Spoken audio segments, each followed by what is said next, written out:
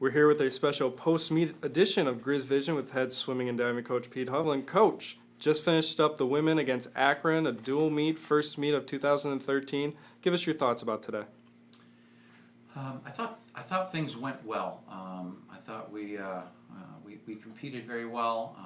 You never really know when you come off of training camp just exactly where you're going to be, but we've had some time now with the first week of school under our belt to kind of adapt and adjust to the heavy volume and the intensity that we spent over the holidays, and I think training camp was beneficial. I think we're starting to see that with our results. We had a number of girls swimming very, very well, top to bottom, I think. And I think camp really helped Trisha Grant on the boards. Boy, did she dive well. So I think we're off to a good start. I think we're pretty pleased with where we're at.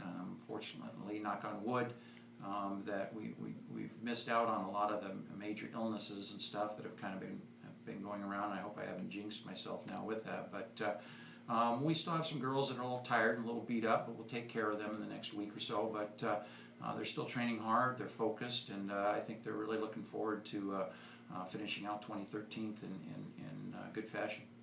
Talked about Trisha Grant. Is there anyone else who stood out to you individually? I know Sandra won 3 events, and we had a couple other multi-winners. Who really stood out to you this afternoon? Yeah, you mentioned Trisha, as I did, and she really looked good. So that's always nice, when you have somebody like that on the boards that competes as well as she does. And boy, she really won tough cookie.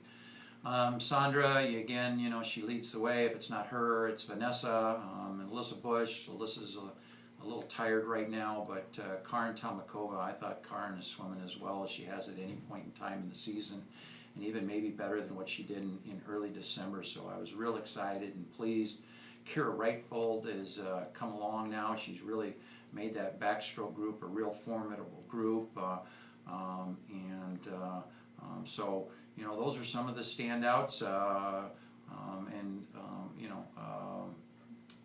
I think we'll have a few more even probably tomorrow and next week that'll start to step up. So all in all, I think we're okay. We have a ways to go yet, and we have some adaptations and some adjustments to make, but I think we'll be fine going forward.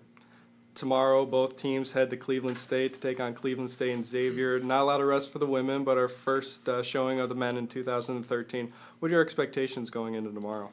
Yeah, it's shoes on the other foot tomorrow. We're the ones who are going to be driving 3.5 hours, getting up early, kind of like Akron today. We kind of caught them in a tough boat. They just got back from training camp just a couple of days ago. They're still not in school yet, and they're still trying to get their legs underneath them and catch their second wind. And it'll be a little tougher for us tomorrow, driving 3.5 hours, competing on the road against 2 quality teams.